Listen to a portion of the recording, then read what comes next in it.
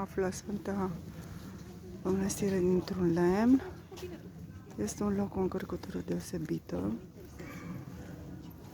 Îmi place foarte mult și simt așa o liniște sufletească. Voi continua cu aceste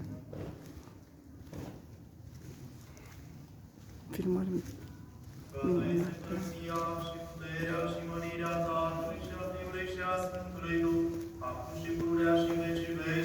Pașii mei sunt pași limpezi, deoarece ascult Sfânta Vecernie. Este destul de târziu, dar atât de frumos. Și să spun că e o liniște deosebită aici. E minunat.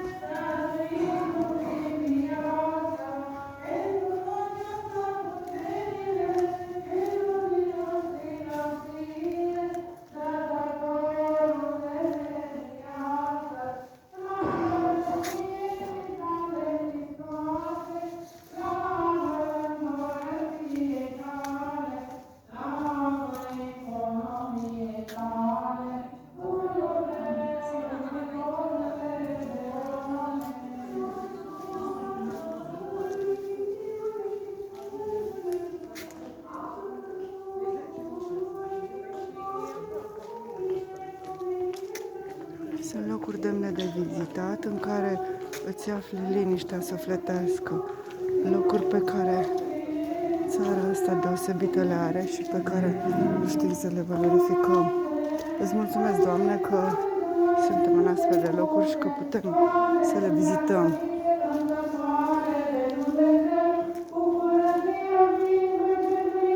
Aici mă aflu în fața Sfintei Mănăstiri.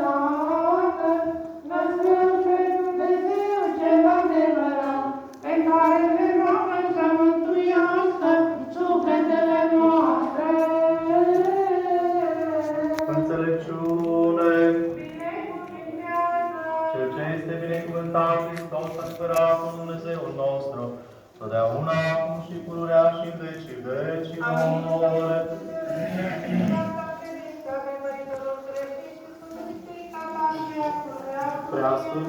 Acolo sunt scările spre Sfânta Mănăstire dintr-un lemn. Acolo nu am filmat, dar sperăm că mai vin altă dată și pot să fac acest lucru.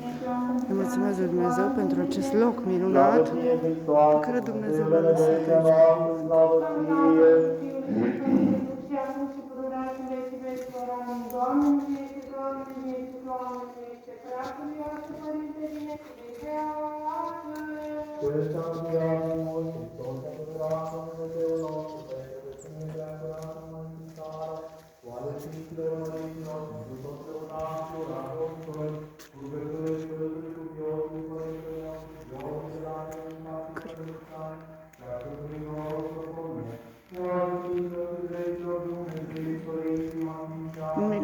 Nu este mai frumos decât să te plimbi într-o mănăstire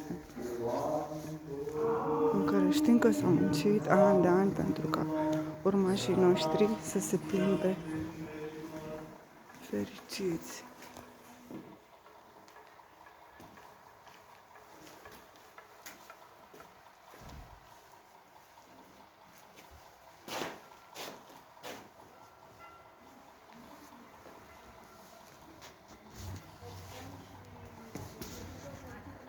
Doamne ajută!